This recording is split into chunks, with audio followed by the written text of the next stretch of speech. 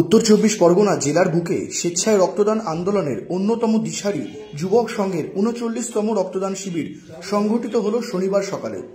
এদিন ক্লাব সংলগ্ন তিতুমির কেন্দ্রীয় বাস টার্মিনাসে আয়োজিত ওই রক্তদান শিবিরে প্রায় ১০০ জন স্বেচ্ছায় রক্তদান করেন।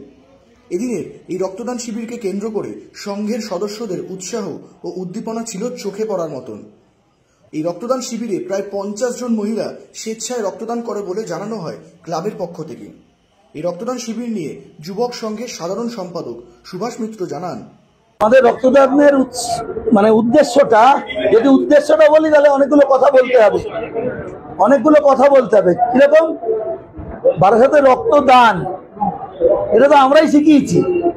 আজকে অনেক রক্তদানের সংস্থা রক্তদানের আমাদের উদ্দেশ্য হচ্ছে গ্রীষ্মকালীন একটা রক্ত সংকট তৈরি হয়। পশ্চিমবঙ্গ সরকার বারবার অনুরোধ করছে ক্লাব সংগঠনগুলো বা সামাজিক সংগঠনগুলোকে যে যাতে বিভিন্ন রকম যে কোনোভাবে এই রক্তের সংকটকে মোচন করতে হবে। আমরা সেই উদ্দেশ্য নিয়েই এই রক্তদানটা করে থাকি। এখনো পর্যন্ত ৭৫ জন রক্তদাতা রক্তদান করেছে। ব্যবস্থা আছে ১০০ জন।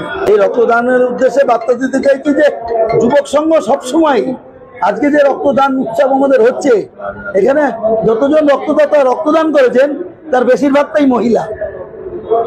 এটা একটা ইতিহাস।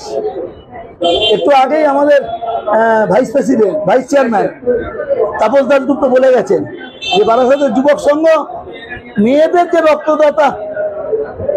রক্তদাতার সংখ্যা, তাতে সংখ্যা থেকে মেয়েরা বেশি। এটা শুধু যুবক সংঘই পারে করতে, এটা উনি বলে গেলেন। এই ছাড়া আমরা র্যালি করি জানুয়ারি মাসে। না, আজকে আর কোনো অনুষ্ঠান নেই, আর শুধুমাত্র রক্তদান। ব্যুরো রিপোর্ট, নজরে বাংলা।